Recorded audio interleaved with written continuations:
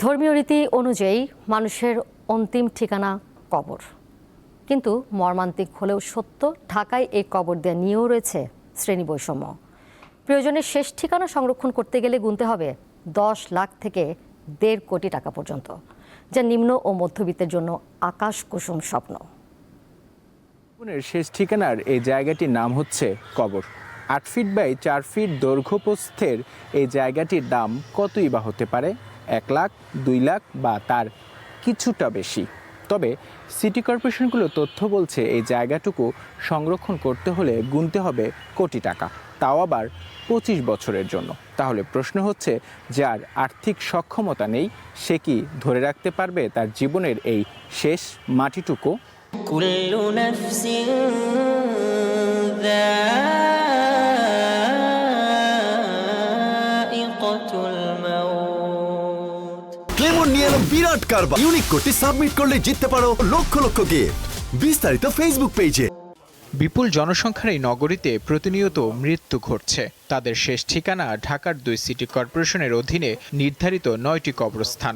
এর মধ্যে ঢাকা উত্তর সিটি কর্পোরেশন এলাকায় 6টি এবং ঢাকা দক্ষিণ সিটি কর্পোরেশনের আওতায় 3টি কবরস্থান রয়েছে। সর্বশেষ হালনাগাদ তথ্য অনুযায়ী ঢাকা উত্তর সিটির আওতাধীন বনানী কবরস্থানে যদি কেউ 15 বছর মেয়াদের জন্য কবর সংরক্ষণ করতে চান তাহলে গুনতে হবে 1 কোটি টাকা, আর 25 বছরের জন্য এই অঙ্ক দাঁড়াবে 1.5 কোটি টাকায়। এছাড়া উত্তরা 4 নম্বর সেক্টরের কবরস্থানে 15 বছরের জন্য দিতে হবে 75 লাখ এবং 25 বছরের জন্য 1 কোটি টাকা। উত্তর সিটি কর্পোরেশনের আওতাধীন আজিমপুর কবরস্থানেও রয়েছে বিভিন্ন মেয়াদে কবর সংরক্ষণের সুবিধা। এখানে 10 বছরের জন্য লাগবে 5 লাখ, আর 25 বছর মেয়াদে এই মূল্য দাঁড়াবে 20 লাখ টাকায়। 20 বছরের ভিতরে হয়তো কবর ভাঙবে না, ওইটার একটা ওরা ফি নিয়ে রাখে। এখন প্রশ্ন দাঁড়ায়, তবে কি নিম্ন ও মধ্যবিত্তরা এই বিপুল ব্যয় বহন করতে পারবেন? এ বিষয়ে কথা হয় তরিকুল ইসলামের সঙ্গে। 4 মাস আগে মারা যাওয়া একমাত্র ছেলের কবর জিয়ারত করতে জোহরের নামাজের পর আজিমপুর কবরস্থানে এসেছেন এই পিতা। সমাজ অধিদপ্তর থেকে মনে ছিল যে আপনি কি কোনো টাকা পয়সা দিতে পারবেন কিনা, 10 বছর 20 বছরের জন্য 20 বছরে 20 লাখ, 10 বছরের জন্য 10 লাখ। তো বললাম যে ভাই, আমাদের তো এরকম দেওয়ার মতন শক্তি অ্যাবিলিটি নেই, এই জন্য তো আমরা আপনাদের কাছে অ্যাপ্লিকেশন করছি, তো আমি তো পারলাম না। তো বললাম আমার কবরটা নিশ্চয়ই ভাঙবে ওই হারে, ওই যে টাকা দিলে তার ভাঙতো না। তার মতো এমন মানুষের সংখ্যা কম নয় যারা আর্থিক অবস্থার কারণে প্রিয়জনের কবর সংরক্ষণ করতে পারছেন না। ঢাকার প্রায় প্রতিটি কবরস্থান ঘিরে যে চিত্র প্রায় একই রকম। মা মরছে, ওখানে আমার ভিতর জলে, আমরা গরিব মানুষ, আনি নেই খাই, আমরা কেমনে রাখুন টাকা পয়সা দিয়ে।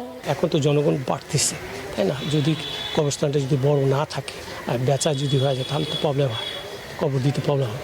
যাদের আর্থিক অবস্থা ভালো সেই পরিবারের কেউ মারা গেলেও প্রিয়জনের কবর সংরক্ষণ করতে চান অনেকে, কিন্তু ঢাকার কবরস্থানগুলোয় স্থান সংকুলান না হওয়ায় কবর সংরক্ষণে নিরুৎসাহিত করা ছাড়া কোনো উপায় নেই বলে জানান এই মোহরার।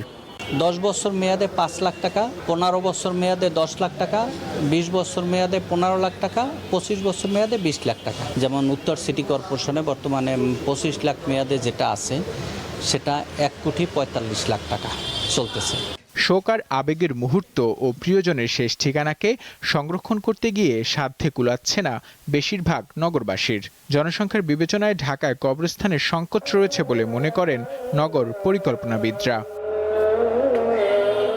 নূর আলম, দীপ্ত সংবাদ, ঢাকা।